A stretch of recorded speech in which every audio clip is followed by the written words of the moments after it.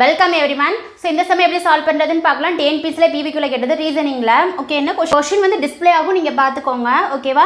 என்ன கொடுத்துருக்காங்கன்னா A1 B4 C9 D16 question mark Z 676 எழுதும்போது P மற்றும் Qவால் தொடரப்படும் எண்களின் மொத்த மதிப்பு என்னன்னு கேட்டிருக்காங்க.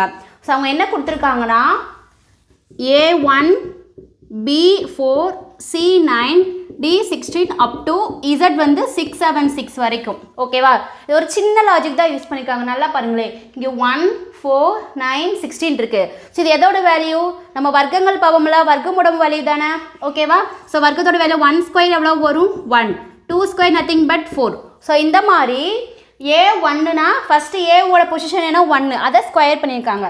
பியோட பொசிஷன் 2, அப்போ 2 ஸ்கொயர் 4. சியோட பொசிஷன் என்ன? 3, 3 ஸ்கொயர் என்னது? 9.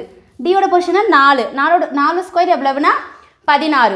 அதே மாதிரி இசடோட ஸ்கொயர் 26, 26ஓட ஸ்கொயர் பண்ணிங்கன்னா 676 வரும். அப்போ இங்கே கொஸ்டின் என்ன கேட்டிருக்காங்கன்னா P மற்றும் Q அதோட தொடரப்படும் எண்களின் மதிப்பு என்னன்னு கேட்குறாங்க. இப்போ Pயோட பொசிஷன் என்ன? Pக்கு என்ன வரும்? P வந்து 16. அப்போ 16 ஸ்கொயர் எவ்வளோ வரும்? 216. Sorry,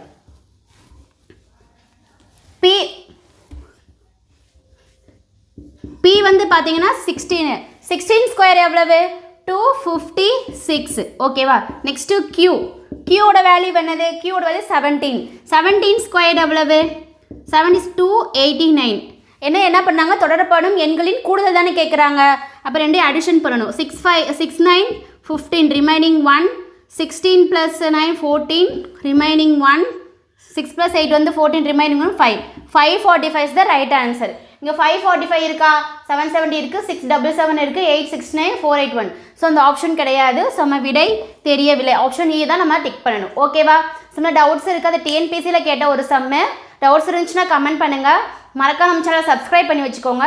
thank you very much.